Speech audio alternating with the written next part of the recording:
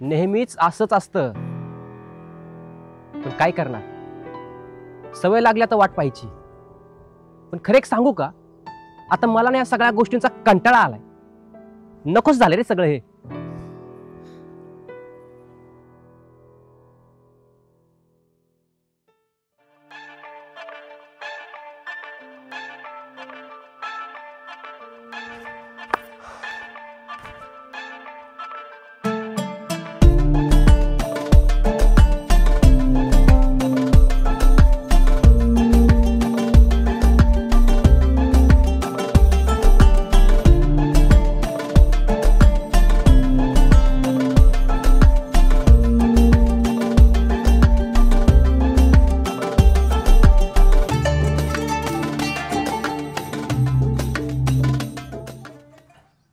काय ग, तुला किती वेळा सांगितलंय मला देवळात बोलत नको जाऊ म्हणून.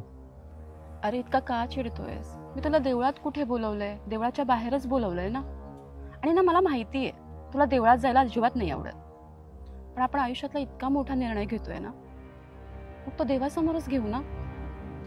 हे बघ, तुला चांगलंच माहिती मी देव वगैरे काही मानत नाही, आणि त्यामुळे त्याच्यासमोर बोलण्याचा काही प्रश्नच येत नाही. अगर त्याने आजपर्यंत मला दिलंय काय सांग ना. अगं तो ना खूप स्वार्थी आहे. ज्याच्याकडे आधीच सगळं असतं ना त्याला तो अजून भरभरून देतो, आणि आम्ही मात्र राहायचं याच्या पायापाशी पडून हात जोडत. त्यामुळे मी याच्या मंदिरात जातही नाही आणि ह्याच्यासमोर हात जोडतही नाही. तुला जायचंय ना तर तू बिंदास जा, तसाही तुला लय पुळ काय त्याचा. हे बघ अजय, ह्या आधी ना मी तुला वारंवार सांगत आली देवळात जा, पण आता मी तुला अजिबात सांगणार नाहीये. बरोबर, आता मला कशाला सांगशील ना जा म्हणून. अरे नक्की तुझा प्रॉब्लेम काय आहे? तुला मी जा बोलली तर ते तुला आवडत नाही, आणि आता जर मी बोलते की यापुढे मी बोलणार नाही तर ते तुला पटत नाही. अरे 22 दिवस झाले मी माहेरी आहे. एकदाही मला फोन करून विचारलंस? एकदाही परत बोलवलंस? इतकी नकोशी झाली का रे मी तुला? अगं मग काय करू सांग ना. अगं आपल्या रोजच्या भांडणाचा तर मला कंटाळा आलाय. आणि हे बघ, एक लक्षात ठेव, तू इथं मला बोलवलेस म्हणून मी तर नाही आलो. तुला काहीतरी महत्त्वाचं सांगायचंय मला म्हणून आलो मी इथं. म्हणजे? कारण तुला माझ्या आयुष्यात अजून अडकून ठेवायचं नाहीये मला. तुला माझ्या मामाची मुलगी माहिती ना, अस्मी? अजय,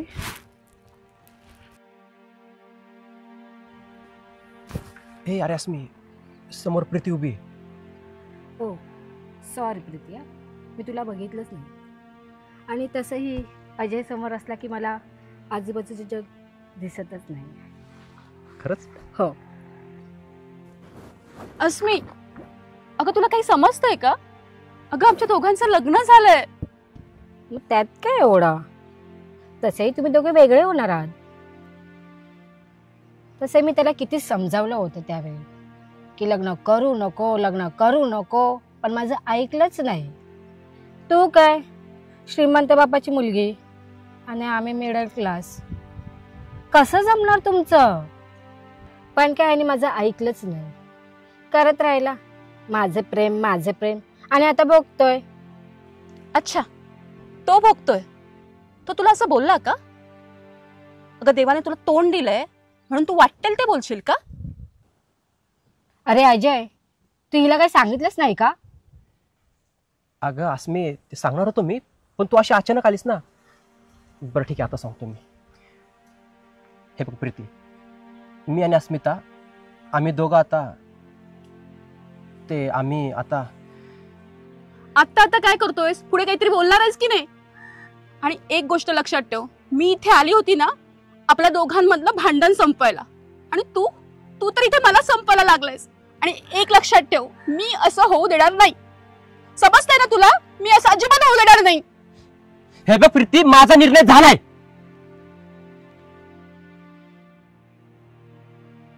अरे का करतोयस अजय तू असं?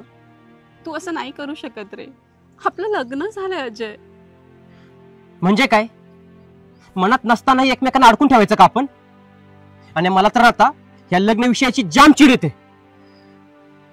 अजय तुला एक सांगू, लग्न पाहिलंच ना की ते तुला अर्धवट वाटेल, पण केलंस ना तर तुला खूप सोपं वाटेल रे.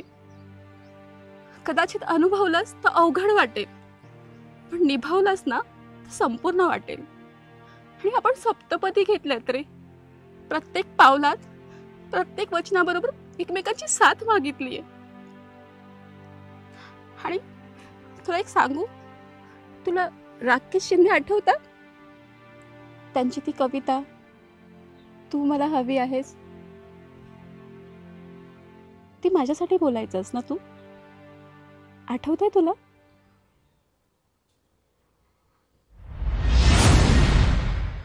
आयुष्याचं ओझं सावरताना तुझी साथ मला हवी आहे.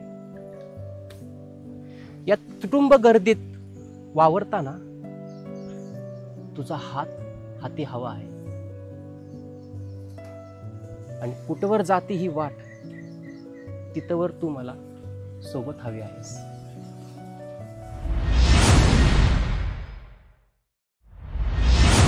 दुःखात लांब तर सुखात भागीदारी म्हणून तू मला हवी आहेस. आयुष्याच्या या जीवनचक्रात माझी म्हणून फक्त तूच मला हवी आहेस.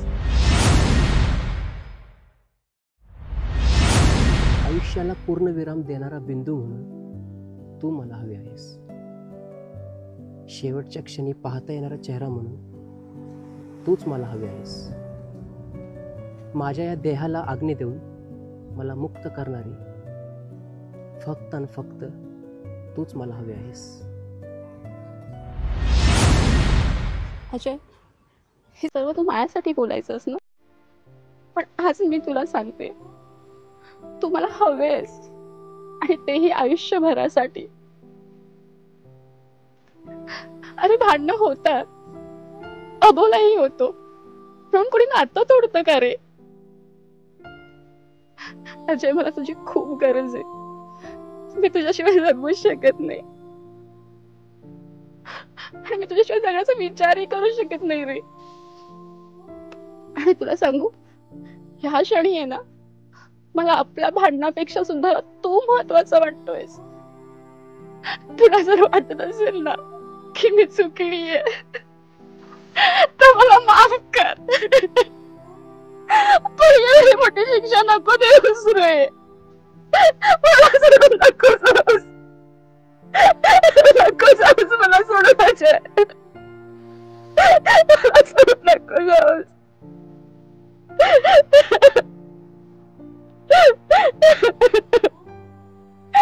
नको देऊस. नको देऊस. अजय, मला ते सांगितलं, तुला बरोबर वाटतंय का? प्रीती, नको रडूस. अजय फक्त तुझाच आहे.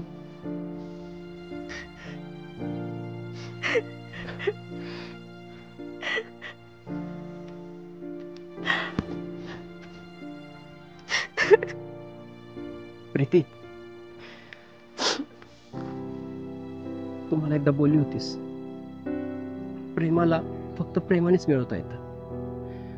अगदी बरोबर बोलली होतीस. माफ कर मला. अगं प्रीती, माझ्या आयुष्यात आहे ना तुझ्यापेक्षा जास्त महत्व कुणाचंच नाहीये ग.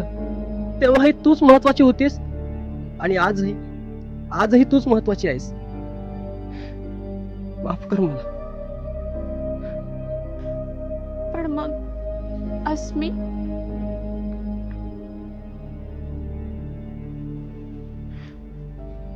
अगं प्रीती, माझी परिस्थिती आणि त्यामुळे तुला होणारा त्रास, आपली सतत होणारी भांडणं, हे सगळं तू सहन करत होतीस का?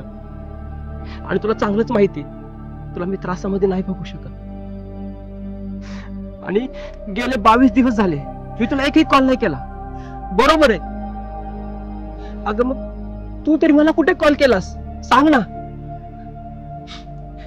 मग मला वाटलं तुला माझा आता कंटाळा आलाय, तुला नकोच आहे मी. मग हे सगळं मी तुला कोणत्या शब्दात सांगणार होतो आणि कुठल्या तोंडाने सांगणार होतो तुम्ही. त्यामुळे मी अस्मिताला हाताशी धरलं आणि हा सगळा प्लॅन केला. खरं तर शेवटपर्यंत तिचा नकारच होता मला, पण माझ्या हट्टासमोर ती हरली.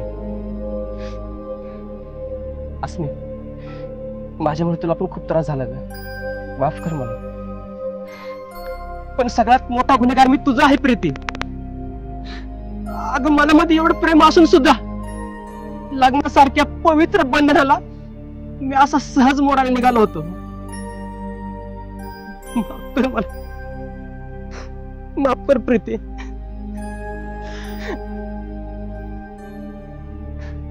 माफ करशील ना ग. तू माफी नको मागूस रे. मी तुला आधीही बोलली या चुकांपेक्षा ना मला तू खूप महत्वाचं आहेस, खूप जास्त महत्वाचं आहेस तू.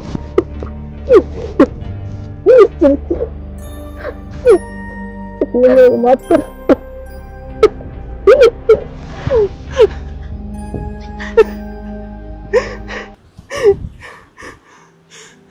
चल आज त्याच्यासमोर मी पाय पडतोच.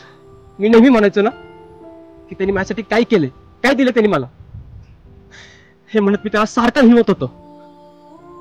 पण त्यांनी मला न मागता तू दिलीस आणि हेच माझ्यासाठी पुरेसं आहे. चल.